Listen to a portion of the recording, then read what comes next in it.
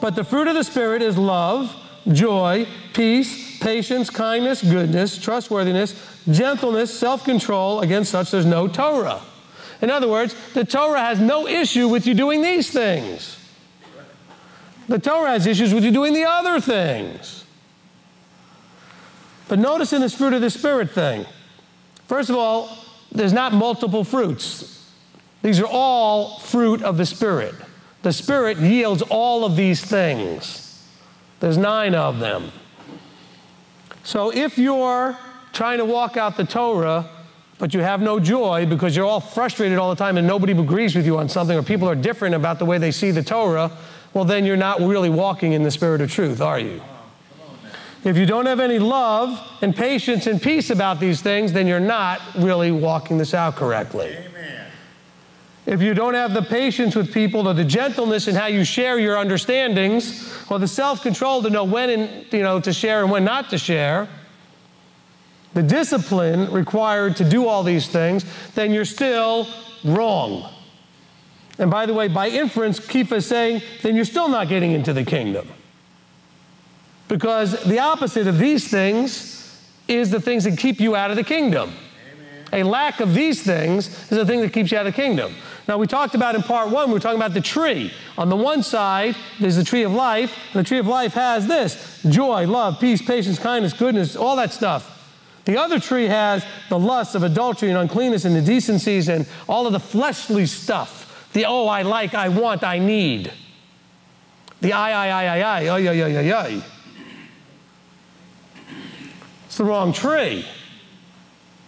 But I'm telling you, look, we have a guidelines booklet. It's not online yet. It'll be online soon for our feast observances.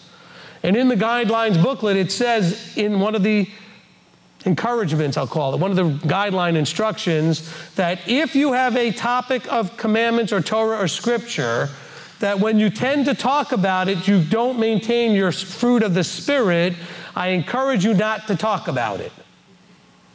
In other words, if you can't talk about, for example, the calendar without losing your, popping your cork and losing your cool, maintaining your peace, then don't. And guess what? The last couple of years running, we've had that guidelines book, and there's not been one calendar discussion at any of our feasts. Now, I didn't tell people they couldn't talk about it, but people realize that when they talk about it, they don't do it maintaining their joy and their peace. So they just realize there's other things to talk about. Now, again, realize I never told them they couldn't talk about it.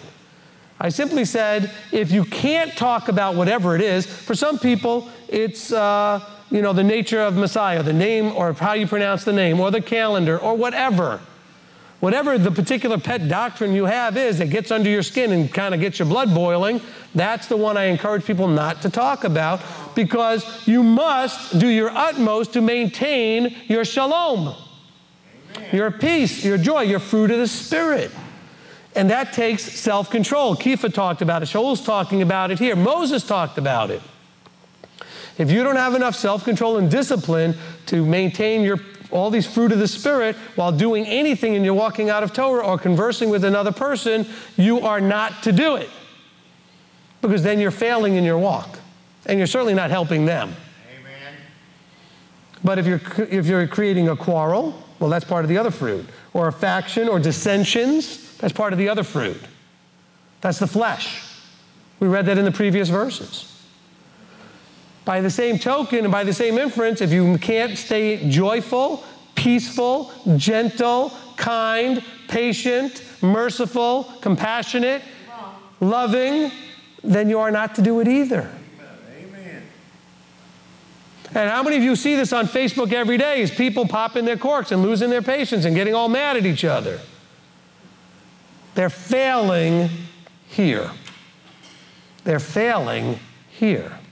And by the way, it's not just Shaul who's saying that. Kefa said it too. Moses essentially said it too. You have to have that love one for another. Yeshua said, they will know you because of your love. Guess what? The love comes after all the other things. In other words, the love assumes you have all the other aspects in line already. Not that you have to have them all in line to have love, but if you're going to claim that you have the love Yeshua is talking about, you need to have all those other things in place. Kepha told us what those things are. Shaul is telling us what those things are. Moses told us what those things are. Amen? Amen?